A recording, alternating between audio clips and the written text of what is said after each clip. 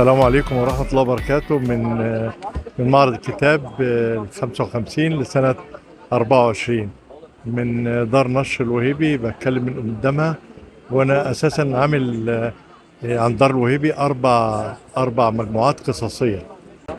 في واحدة منهم الأخيرة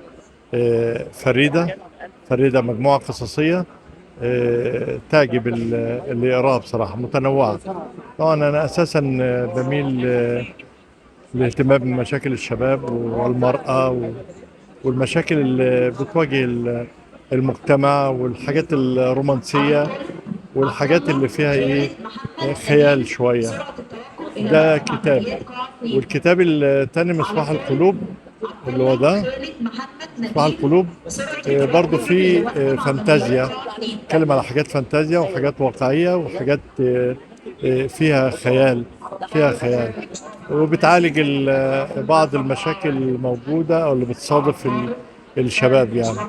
ليا كتابين قبل كده، جواز مروري، وليا كتاب قبله أختام الاعتراف. هم 4 مجموعات قصصية في حوالي 5 سنوات يعني. فالحمد لله رب العالمين، والحمد لله أنا قدمت عضو، بقيت الانتساب لعضوية اتحاد كتاب، ونلت شرف عضوية اتحاد كتاب. وبشكر دار الوهيبي اللي هي ساعدتني في بداية قراءاتي وبداية كتاباتي.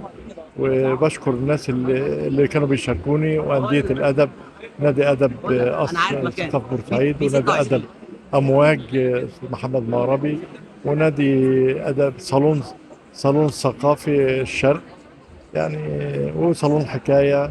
صراحة صفحة الحياة، وبنشكر الحياة والأستاذ حسام الخبال، ريف سليمان ربنا يشفيه. وبشكر الأستاذ أيمن، وبشكر كل الصحفيين اللي دايما بيساندونا وبيراعونا. وشكرا للجميع، شاكرين جدا. شكرا.